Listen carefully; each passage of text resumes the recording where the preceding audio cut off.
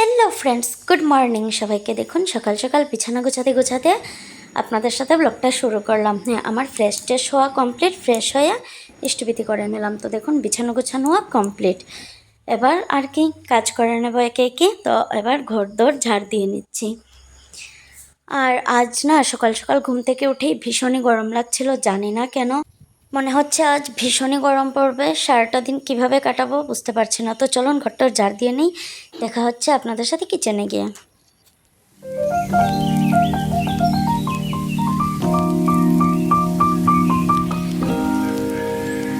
তো আর কি ঝাড়টার দেওয়া কমপ্লিট করে চলে আসলাম কিচেনে। এসে চাল ধুয়ে নিলাম। এবার ভাত বসিয়ে দেবো।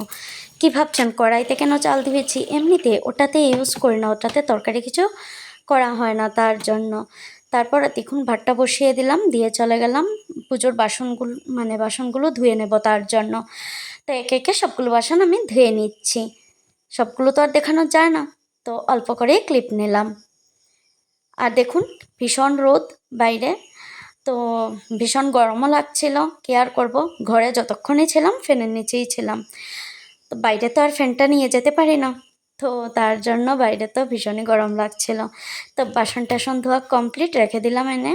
আর এদিকে দেখুন পুজোর জন্য ফুল ওঠানোও হয়ে গেছে। তো আর কি চলে আসলাম রান্নাঘরে। এবার সবজি কেটে নেব। সবজি বলতে এখন শুধু করলা আলু ভাজি করব সকালের জন্য। তো দেখুন করলার মিডিল থেকে বীজগুলো ফেলে দিলাম, এবার কুচি কুচি করে কেটে নিচ্ছে। তো বীজগুলো ফেলে দিলে কি হয় জানেন, তেমন একটা তেতো লাগে না। যারা তেতো খেতে পছন্দ করেন না তাদের জন্য একটা ভালো টিপস। জানি অনেকেই জানেন হয়তো, বাট আমিও জানি, তবুও বললাম। তো দেখুন কড়াইতে তেল দিয়ে কাঁচা লঙ্কা দিয়ে দিয়েছিলাম। এবার আলুটা দিয়ে নুন হলুদ দিয়ে একটু ঢাকা চাপা দিয়ে দেব, নাড়াচাড়া করে ঢাকা দিয়ে দেব। তো আলুটা একটু অল্প একটু সেদ্ধ হয়ে গেলে তারপর করলাগুলো ছেড়ে দেব। আর এখানে দেখুন নুন ও হলুদ দিয়ে দিচ্ছি পরিমাণ মতো, করলাতেও একটু। তারপর দেখুন আলুটা একটু হয়ে গেছে অল্প একটু, তারপর করলাগুলোও ছেড়ে দিলাম। তো আর কি আবারও নাড়াচাড়া করে আবারও ঢাকা দিয়ে রেখে দিলাম। তারপর ঢাকা খুলে দেখছি হয়েছে কিনা, সেদ্ধ হয়েছে কিনা। তো দেখলাম সেদ্ধ হয়ে গেছে, আর এখন ঢাকা দিতে হবে না। এখন যদি আর ঢাকা দিই তাহলে একদম গলেই যাবে। তো নাড়াচাড়া করতে করতে ভাজিটা হয়ে গেছে। আর নামানোর আগে একদম অল্প পরিমাণ মতো চিনি দিয়ে দিলাম। তো দেখুন ভাজিটা হয়ে গেছে। আর এটা অনেকক্ষণ পর বড়মশাইকে মিডিলে খাবার দাবার দিয়ে দিলাম, ও খেয়ে নিয়েছিল। আর তো ভাবলাম আমার ভীষণই খেতে পেয়েছে, কিছু খাই, তার জন্য চিড়িয়া চানাচুর ভেজে নিলাম। এবার খেয়ে নেব বসে বসে। ভীষণ কুড়মুড়ে হয়েছে চিড়া ভাজিটা। আর বড়মশাই খাওয়া দাওয়া করে বাজারে গিয়েছিল, তো মাছ নিয়ে আসলো। এটা কার্পু মাছ। আর এখানে দেখুন শীতল চাটনি করব, তার জন্য সব কিছু যা যা প্রয়োজন তা কেটে গুছিয়ে নিলাম। তো কড়াইতে রসুন পেঁয়াজ ভেজে নুন হলুদ দিয়ে দিলাম। এবার শুটকি মাছটা দিয়ে দেব, শীতলটা। তো এটা দিয়ে একটু ভেজে নেব। শুধু মায়ের জন্য করব, তো অল্প করেই করছি, কারণ মায়ের শরীরটা বেশি ভালো নয়, তার জন্য সর্দি কাশি হয়েছে। তো ভাবলাম একটু ঝাল ঝাল করে চাটনি করে দিই, তাহলে হয়তো ভালো লাগবে খেতে। তো টমেটো কুচি আর কাঁচা লঙ্কাও দিয়ে দিলাম দেখুন। এবার ঢাকা দিয়ে রেখে দেবো।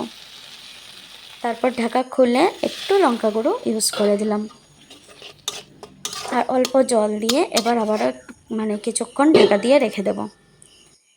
তো ঢাকাটা খুলেই দেখুন একদম মিডিলের কাঁটাটা বেরিয়ে এসেছে। তো এটা ফেলে দেব, দিয়ে আবারও নাড়াচাড়া করে কাঁচা লঙ্কাগুলো একদম ম্যাশ করে দেব। তারপর দেখুন চাটনিটা এদিকে হয়েও গেছে। আর মাছগুলো বাকি যতটুকু প্রয়োজন সব ততটুকু নিয়ে বাকিগুলো ফ্রিজে রেখে দিয়েছি। আর নুন হলুদ মাখিয়ে এবার ভেজে নিচ্ছি মাছগুলো। তরকারি করব, তার জন্য এখানে দেখুন ঝিঙে আলু কেটে রেখেছি, পরিমাণ মতো নুন ও হলুদ দিয়ে রেখেছি। তো দেখুন মাছগুলো ভাজি হয়ে গেছে, একদম কড়া কড়া করে ভাজি করে তুলে নিলাম। তারপর ওই তেলেই আমি আলু ভেজে নিচ্ছি। তো আলুটা একটু ঢাকা চাপা দিয়ে রেখে দিলাম। তো ঢাকা তুলে ঝিঙেগুলো একসাথে আলুর সাথে ভেজে নেব, কারণ একদমই টাইম নেই হাতে, আলাদা আলাদা করে ভাজতে পারবো না। তো দেখুন কিছু লঙ্কা ছিল গতকালের গ্রেট করা, ওটার মধ্যে জিরে গুঁড়ো, ধনে গুঁড়ো, হলুদ গুঁড়ো আর পরিমাণ মতো নুন দিয়ে আরও কিছু কাঁচা লঙ্কা কেটে দিয়ে দিয়েছিলাম। তো দেখুন ঝিঙে আর আলুটা ভেজে নিলাম, ভেজে তুলে নিলাম। আর এখানে কি পেঁয়াজ ভেজে নর্মালি যেভাবে মানে রান্না করে সেভাবেই করছি। মশলাটা দিয়ে দিলাম, তারপর সবজিগুলোও দিয়ে দিলাম। তারপর আর কি সবজি কষানো কমপ্লিট। তো এবার ঝোলের জন্য জল দিয়ে দিলাম।